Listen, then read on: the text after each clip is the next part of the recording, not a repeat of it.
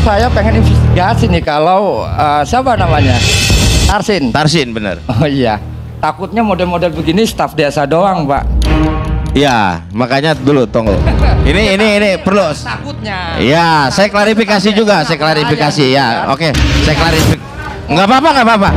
Ini kita di publik, semuanya kita biar terbuka juga. Nggak apa-apa. Mohon maaf, Pak Tarsin. Nggak apa-apa. Saya juga sama. Justru saya yang merasa mewakili orang Kabupaten Tangerang. Kang Khalid saja, ya. Orang dari Serang segitu perhatiannya dengan Kabupaten Tangerang. Apalagi kami warga Tangerang, jelas punya tanggung jawab, ya. Tolong itu. Tiba-tiba muncul sosok Khalid yang saya kira ini semacam oase di mana politik kita itu bukan hanya soal bagaimana memenangkan pertarungan secara politik, tapi politik kita itu ada soal bagaimana memperjuangkan nasib-nasib kelompok lemah, kelompok-kelompok termarginal yang selama ini nyaris tidak pernah menjadi perdebatan dan perbincangan yang cukup serius di negara kita ini oleh para politisi. Seorang nelayan di Banten yang saya kira paling agresif dan vokal menentang soal pagar laut yang ada di Kabupaten Tangerang. Jadi wajar kalau kemudian video-video diskusinya dalam berbagai forum perdebatan itu kemudian berjajaring viral sebagai sosok yang dinilai paling lantang bagaimana memperjuangkan aspirasi kepentingan nelayan yang saya kira paling terdampak terkait dengan pembangunan pagar laut yang ada di Kabupaten Tangerang. Jadi saya pun juga tertarik ya untuk membahas tentang Khalid ini karena memang sosoknya cukup langka, sosoknya cukup fenomenal, dan saya kira secara politik memberikan makna-makna yang cukup substantif di tengah bagaimana politik kita itu selalu pengap hanya sebatas soal kalah menang di Pilpres, di tengah politik kita yang selalu yang itu-itu aja terkait dengan kalah menang di Pilkada ataupun kalah menang di Pileg. Tiba-tiba muncul sosok Khalid yang saya kira ini semacam oase di mana politik kita itu bukan hanya soal bagaimana memenangkan pertarungan secara politik, tapi politik kita itu ada soal bagaimana memperjuangkan nasib-nasib kelompok lemah, kelompok-kelompok termarginal yang selama ini nyaris tidak pernah menjadi perdebatan dan perbincangan yang cukup serius di negara kita ini oleh para politisi dan oleh para elit tentu saja. Tiba-tiba muncul sosok Khalid yang seakan-akan ingin memberikan pesan politik bahwa persoalan bangsa dan negara kita ini bukan hanya soal kalah menang di pemilu, bukan soal siapa yang jadi presiden, bukan soal siapa yang jadi anggota dewan, bukan soal siapa yang jadi kepala daerah, tapi soal bagaimana keberpihakan kepada masyarakat bawah seperti nelayan yang selama ini memang nasibnya tidak pernah diperjuangkan oleh siapapun. Jadi saya pun tertarik untuk bicara tentang Khalid ini. Saya kira ada 3 hal terkait dengan Khalid. Pertama, tentu saat ini menjadi Khalid itu tidak gampang. Adalah sosok yang berada di garda terdepan menentang bagaimana pemagaran air laut yang ada di Kabupaten Tangerang. Ini tentu bukan perkara gampang. Dilakukan oleh seorang nelayan biasa, bukan ningrat politik, bukan politisi, ataupun dari kalangan-kalangan orang penting tertentu. Khalid seperti kita semua, kebanyakan orang yang hanya punya keberanian dan hati nurani, bagaimana persoalan penindasan terhadap kelompok yang lemah, itu memang harus diperjuangkan sampai titik darah penghabisan. Jadi mestinya kita semua ini malu kepada Khalid, karena begitu banyak mungkin persoalan-persoalan yang kita hadapi di sekitar kita, tapi kita tidak pernah berani lantang untuk menyampaikan secara terbuka. Apalagi Khalid juga tahu bahwa resiko yang akan dia hadapi ketika lantang protes terkait dengan pagar laut itu akan cukup beresiko. Bahkan dalam pengakuannya di berbagai forum-forum perdebatan, Khalid katanya sering mendapatkan telepon dari orang-orang yang tidak dikenal. Intinya mengingatkan Khalid untuk tidak macam-macam dan bicara keras terkait dengan pagar laut yang ada di Kabupaten Tangerang. Artinya apa? Mencari sosok seperti Khalid, orang biasa, hanya sebatas nelayan biasa, tidak punya backing politik apapun. Ini seperti mencari jarum di tumpukan jerami. Karena Khalid adalah sosok yang lantang, bersuara tanpa henti. Bagaimana nasib nelayan yang paling terdampak terkait dengan pagar laut di Kabupaten Tangerang itu mestinya terus dikumandangkan secara signifikan. Jadi bagi saya itu adalah kredit kunci.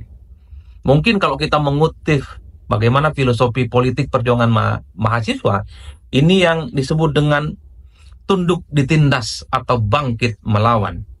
Karena mundur adalah pengkhianatan. Jadi bagi saya Khalid ini adalah semacam reinkarnasi semangat perjuangan yang selalu dilakukan oleh aktivis-aktivis mahasiswa, tapi versi yang lain, yaitu versi Khalid dan versi nelayan yang ada di Provinsi Banten. Jadi itu yang pertama. Nah yang kedua tentu saja, bagi saya apa yang disampaikan oleh Khalid ini adalah semacam tamparan politik yang cukup keras ya, kepada pihak-pihak, kepada pemangku kepentingan politik, kepada orang-orang hebat di negara kita ini untuk tidak takut melawan korporasi. Saya masih ingat betul apa yang disampaikan oleh Khalid dalam sebuah podcast, dalam sebuah dialog. Khalid mengatakan bahwa dia tidak sudi jika negara ini dipimpin oleh oligarki. Bahkan Khalid mengatakan, kalau negara tidak berani melawan oligarki, maka dia akan mengorganisir perlawanan untuk melawan para oligarki itu. Jadi Khalid ini paham betul bahwa soal pagar laut di Kabupaten Tangerang itu, ini bukan kaleng-kaleng. Ini bukan dilakukan oleh orang-orang biasa. Tapi Khalid sadar betul bahwa yang punya kemampuan untuk bikin pagar laut di Kabupaten Tangerang adalah mereka yang oligarki. Oligarki itu adalah kelompok pengusaha, kelompok ekonomi, jumlahnya sedikit tapi posisinya sangat determinan dan sangat sulit untuk disentuh kepada siapapun. Jadi itu yang mestinya saya selalu mengatakan, pihak-pihak yang selama ini, terutama pejabat publik di negara kita ini, entah itu DPR, entah itu kepala daerah, entah itu DPRD, atau siapapun aparatus-aparatus kekuasaan, mestinya merasa malu dan tertampar dengan adanya Khalid yang orang biasa saja, tapi melawan kekuatan besar itu paling depan dan paling lantar. Per hari ini misalnya, kita itu kan melihat pejabat-pejabat publik terkait, ya, terutama yang ada di Provinsi Banten, nggak ada yang bicara. DPRD-DPRD-nya nggak ada yang bicara. Ataupun misalnya kepala-kepala daerahnya tidak ada yang bicara. Dan yang bicara itu hanyalah Khalid, yang saya kira ini adalah sebagai satu peristiwa politik yang di atas rata-rata. Itulah yang saya sebutkan. Apa yang dilakukan oleh Khalid ini mestinya membuat malu para orang-orang penting di negara kita yang dinilai tidak punya sikap tegas, apalagi berani melawan kekuatan politik, melawan kekuatan-kekuatan pebisnis besar yang ada di Kabupaten Tangerang. Nah, yang ketiga yang menarik dari Khalid itu adalah soal kemampuan retorika politiknya. Jadi, kalau mau jujur sebenarnya, saya termasuk yang kaget. Kemampuan bicara, kutipan-kutipan buku, termasuk intonasi dan diksi yang dipilih oleh Khalid, adalah kemampuan yang saya kira ini sudah setara dengan mereka yang anak kuliahan minimal. Tentu sangat energik cara bagaimana Khalid berargumentasi. Pilihan-pilihan katanya cukup bertenaga, terutama bagaimana keberpihakannya kepada nelayan yang selama ini dipinggirkan, kepada mereka yang selama ini memang tidak pernah diperjuangkan nasib politiknya. Kemampuan-kemampuan Khalid dalam retorika dan perdebatan politiknya dalam banyak hal kemudian menjadi referensi yang selalu dikutip oleh kalangan-kalangan netizen khususnya, bahwa Khalid ini sangat layak untuk menjadi pejabat publik di negara kita. Sangat layak untuk menjadi gubernur, bupati, wali kota, sangat layak jadi menteri, sangat layak jadi anggota dewan, dan seterusnya, dan seterusnya. Tidak berhenti di situ ternyata. Banyak yang membandingkan bagaimana retorika Khalid itu melampaui mereka yang saat ini sedang menjabat. Terutama mereka yang tidak pernah bicara, terutama mereka yang pejabat publik kemampuan bicaranya tidak ada, atau pejabat publik yang kelihatan tidak punya sikap apapun ketika menghadapi persoalan-persoalan signifikan. Memang harus kita akui, pejabat-pejabat publik di kita, ya, mulai dari level atas sampai ke bawah, kemampuan retorikanya itu memang di luar standar. Kemampuan retorikanya itu di bawah rata-rata. Apalagi misalnya Kalau sambutan pasti ada contekan. Kalau sambutan misalnya hanya membaca catatan-catatan yang kemudian dinilai tidak punya originalitas sebagai pejabat publik. Bahkan tidak jarang kita juga sering melihat bagaimana pejabat-pejabat publik di negara kita ini ketika ditanya secara langsung oleh wartawan, namanya di doorstop oleh wartawan, jawabannya pasti sepatah dua patah kata. Tapi tidak pernah berargumen sebagaimana layaknya seorang pemimpin top, yang memang salah satu unsur penting pemimpin top di negara kita adalah kemampuan retorika, kemampuan spontanitasnya menghadapi persoalan-persoalan, termasuk kemampuan spontanitasnya memberikan narasi-narasi penting terkait dengan situasi yang berkembang saat ini. Jadi 3 hal ini yang kemudian membuat kenapa sampai hari ini Khalid itu menjadi sosok fenomenal yang terus dipergunjingkan oleh publik.